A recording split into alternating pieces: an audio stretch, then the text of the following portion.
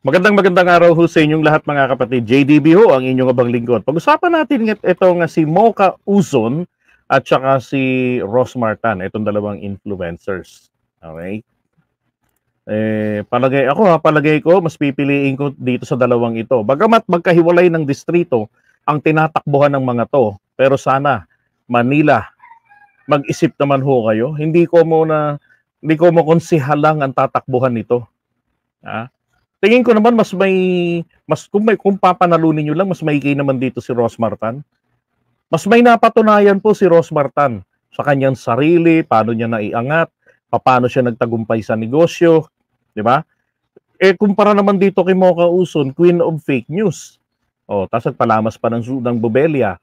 Di ba? May tama. Breast cancer awareness. Parang gusto kong sumali ron sa breast cancer awareness niya. Ang yan ang buhay ito. Tapos ito naman yung bago niyang jingle. Diyan ho ngayon sa Manila. Tinan nyo ha. Yan yung kabastusan.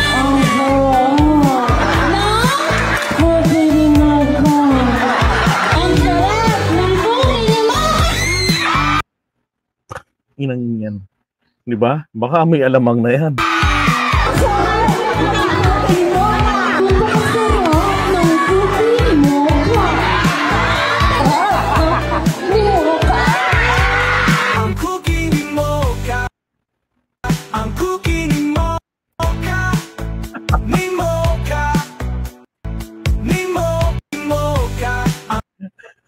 Yan bang cookie ni Mocha para sa bayan ba yan? Pwede bang kainin ng bayan ang cookie ni Mocha? Diba? Imbis na plataforma, diba? Nagpapakita rin ito na hindi rin niya po alam kung kanyang magiging trabaho kung sakaling. Diba? Naalala ninyo yung sinasabi ko, kinukwento ko sa inyo. Dito sa Manila, dito sa Quezon City, meron dito naging politiko. Diba? 4 na talo ho yun. 4 na talo. Tapos, nung panghuli nanalo siya, ang ginawa niya, binago niya ang sistema ng kampanya. Dinala niya yung mga pogi, tsaka yung mga bubelia. Yun, ang laman ng kanyang kampanya, may entablado. Naku, nanalo. Bakit? Kasalanan po ng mga tao to eh. Hindi nag-iisip pag buboboto. Iniisip nila, grabe yung sexy nung pinagdala sa atin dito ni ng mga babae. Grabe yung mga hunks, ang lalaki ng mga 6 yung pandesal sa tiyan. Mga guwapings yung dinala rito. Yung mga manyakis naman, grabe, ang lulupit ng mga dinala rito. Siguro pag nanalo to, araw-araw tayo may ganun. Araw-araw tayong may ayudang chicks. Eto nanalo. Sipin mo, 4 na takbo, ayaw yung patulan, ayaw yung iboto. Diba? Noong ang ginawa, nagdala ng mga hunks at saka ng mga sexy, panalo. Sa mga probinsya, matindi ngayon. Fiesta lang. Arkila ng babaeng yung nagka-carsio model, din naka-2-piece. Diba? Pag mas malaki bayad, naka-band-aid. Magpa-fashion show doon. Ano ipa-fashion nun? Diba? Tinakpan lang yung utong at saka yung bilat niya. Lang hiya. Ganyan. Dito sa Manila, wag na ho kayong magulat kapag umakyat ng entablado si Mocha, naka-2-piece lang. Tapos utong lang din ang tinakpan. So, yan ang plataforma ng cookie ni Mocha. Ito naman po si Ross Martan Pamulaklakin. Bobo. Tumutulong pa rin po ako sa mga tao. Yan. Lahat ng bagay pwedeng matutunan. Hindi naman po ako bobong tao. Pagiging prangka, hindi po ako bobo. Totoo naman yun di ba? Maraming bagay. Halos ng bagay natututunan yan. Nag-aral ka man o hindi, natututunan. Ito yung sinasabi ko Hindi ka nga abogado, hindi ka nga abogada. Papasukin mo ang paggawa ng batas, dapat pag-aralan mo. Di ba? Kaysa yung nagtatanong lang tayo ng how to be you po. How to be you po. Pag-aralan mo, magbasa ka, magtanong ka, kumonsulta ka. Ganon. So yun ang sinasabi ni Rosmar. Si Mocha, wala pa napatunayan ito kundi mag-fake news si Rosmar, mula hurun sa... nasubaybayan ko to dati kasi, nung college pa kami, etong si Mrs. nag-aaral sa Arellano University. Ako naman UE, Recto, Manila. So pag pinupuntahan ko siya ron sa school, Meron tong pet shop malapit doon. Yung kinukwento niyang itsura ng kanyang pet shop na nasari-saring paninda, kaya negrita siya, inchik ito pero Pilipina nanay. Bakit siya maitim noon? Kasi ang gawa niyan, pupunta, parang sa pinsan ko yung kinukwento ko sa inyo, pupunta to ng Divisoria, lalakarin niya yan, banda dyan sa may Bustillos, papunta ng Divisoria. Bakit lalakarin? Malayo-layo yun. Para nakikita niya kung ano yung mga nasa gilid na madadaanan niyang pwede niyang ibenta. At bibilihin niya yun, dadalhin niya yun sa kanyang tindahan. Tapos ngayon, mga beauty products, yung kanyang hawak. Yun ang kanyang pinaka main source of income. Yung beauty products, yung kagaya ko. At si Mrs., nako, number 1 customer nito, ni Rosmar. Ang isang issue lang na hindi ko nagustuhan dito kina Rosmar, nung nadikit ito kay Labrador, di ba, kay Rendon Labrador, dun sa aso, naging bastos. Yung nilusob nila, yung mga municipal employees doon sa Palawan. 'Di ba? Dinuro-duro nila ni Rendon. Ang ginawa nila ron, isang issue pa ron, yung ginawa nila ron sa restaurant, nilamo nila yung paninda, hindi nila binayaran. Kasi daw ang katuwiran, ipo-promote na lang daw nila. Yun ang putak na nakakayamot para sa mga influencers. Pupunta kayo ron, buburautin nyo yung kawawang nagnenegosyo. Di ba? Kahit na, naalala ko lang yung isang dati sa atin, nagpa-endorse Diyos ko po, hiyang-hiya ako Kaya tinanggihan ko, manok naman yun, tindahan ng manok. Kasi yung mga pangako, pare, ganito yung ano ko sa inyo, ito yung ganito. Ako sabi ko, pasensya no, hindi ko kayang gawin yan. Kahit kaya ko. Alamon lang naman ako ng hita ng manok na oversize. Ilang kainan lang yun, pakita ko sa live ko, sa vlog ko. Pare, ito, 150,000. Ganun. Putsak. Tapos susuplayan ka namin. Meron naman iba akong kinainan, nakilala ko. JDB, ikaw pala yan. Nanonood ako siya palagi. Maraming salamat po. Picture nga po tayo. Di ba, ginagawa ko yun? Sir, kainan ito.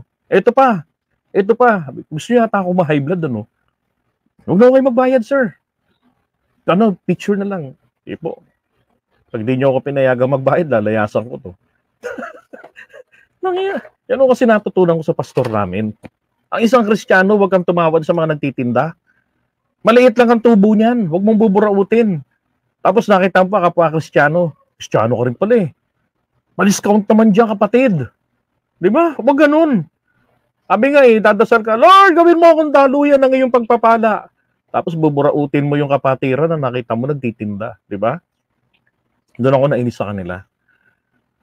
Ay nako. Pero kung titignan naman natin, kumpara kay Mocha, mas mainam to. Di ba? Kung yung mga bagay-bagay nga natututunan, ika nga, totoo yun. Pero yung matutunan mo yung lesson na mali ang inyong ginawa, napakalaking bagay po yun. Di ba? Rito kay Mocha, ano natutunan dito? Wala. Tulong pa rin po ako sa mga tao. Parang hindi ko kayang pigilan tumulong. Sa totoo lang, tulad nga na lagi ko po sinasabi, wala naman po akong balak tumakbo dahil dagdag sakit sa ulo, dagdag obligasyon, responsibilidad. Pero kasi may nag-push po sa akin na tumakbo ka kasi kailangan ka ng tao, kasi kailangan nila ng tunay na pagbabago. So ako po bilang dati nang tumutulong, sabi ko nga po 10 years old pa lang po ako, tumutulong na po ako sa tao, hindi lang po sa tao, pati sa mga aso't pusa na napupulot ko po sa lansangan, Totoo rin yun, maraming ganun sa luma niyang shop, sa unang-una niyang pet shop. Ampon ko. So hindi lang po. Tsaka meron nga palang tinutulungan to, naalala ko na. At muli nakita niya yung matanda na yun.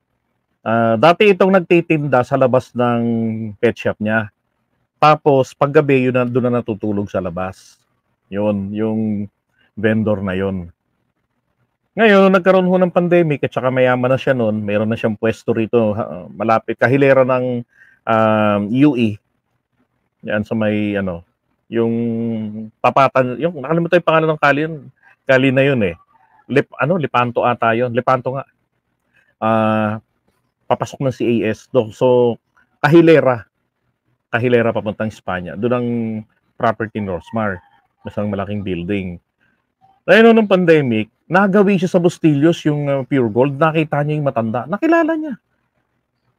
Ilang taon na rin yun. Nakilala niya ron. Kaya lang yung malala na yung sakit. Tinulungan niya yun.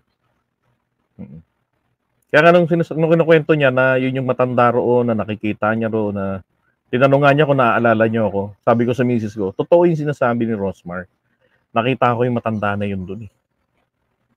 Tapos yun nga, tinulungan niya araw-araw, as in, pinadadalahan niya ng pagkain. Alam nga niya yung paboritong ulam ng matanda eh, corned beef. Binilhan niya agad yun ng damit. So, ngayon ako tumutulong na kagaya po ng iba na dahil may kailangan, dahil eleksyon, tumutulong sa mga tao. Tapos pagkatapos, wala na, hindi na ulit magpaparamdam. So, hindi po ako ganun, matagal na po. So, ngayon po, dahil pinupush po nila ako na tumakbo ka kasi kailangan ka ng tao. Kaya sabi ko, siguro nga mas marami akong matutulungan kapag kaya nakaposisyon na po ako. Pwede ba naming malaman kung sino tong nag-push o nag-udyok sa'yo? Sa totoo lang po, hindi po sila politiko or normal na tao lang po, kaibigan ko lang po. Anong district ang tatakbuhan mo? District 1 po. Mm-hmm. Independent. Marami pong kumukuha sa akin na iba't ibang partido, pero mas nananatili po na gusto ko maging independent para iwas pa politika po. Yun. So, maging independent siya. Okay ako ron ha. Maganda yan. Diba? Bakit? Kasi syempre, sikat na influencer ka. Maraming partido kukuha sa'yo. Diba? Endorse mo kami or be part of the party. Ganun yun eh.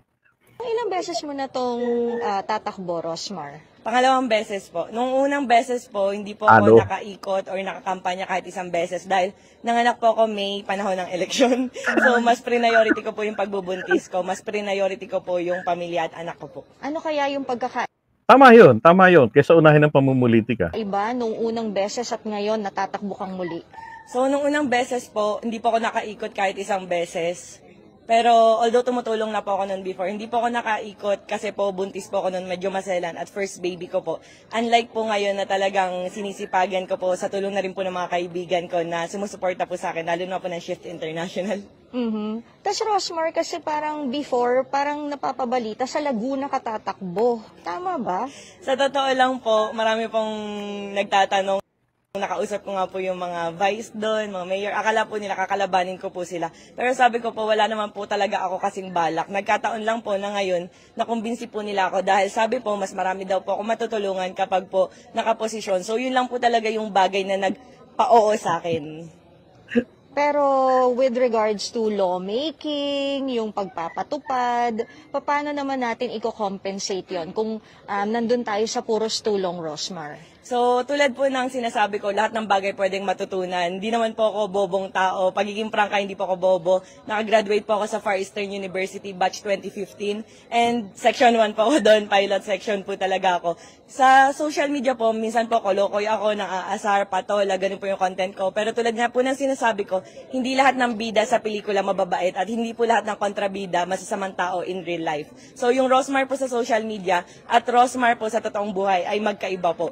At yung content ko po na parang engot-engotan, tanga-tangahan, hindi po ganun yung Rosmar dahil masasabi ko naman po na matalino po akong tao. At hindi po doon nagtatapos yung pagiging politiko dahil unang-una po sa lahat, anin po ang katalinuhan sa law or kung ano pong yan, kung hindi ka naman po bukal sa pagtulong sa mga tao. Kung yung puso mo wala po talaga sa pagtulong.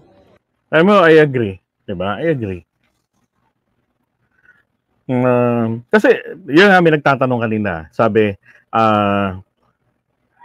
ito si AlexSanchez.com. Sa dami ng natulungan ko, hindi kailangan maging sikat para tumulong. Maraming paraan para makatulong. Tama.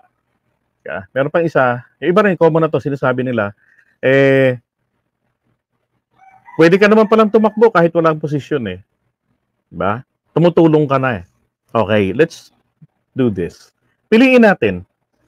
Yung walang posisyon tumutulong, tapos, napatunayan talagang tumutulong, gumagastos, makatulong sa kapwa, mula sa kanyang sariling kita. Diba? Bumabawas. Tapos, tatangkilikin natin, yung hindi tumutulong, biglang sumulpot kasi sikat. Tapos, eto hong tumutulong na, at gustong sumabak sa public service, magkaposisyon, ayaw natin. Para yatang walang hustisya doon ah.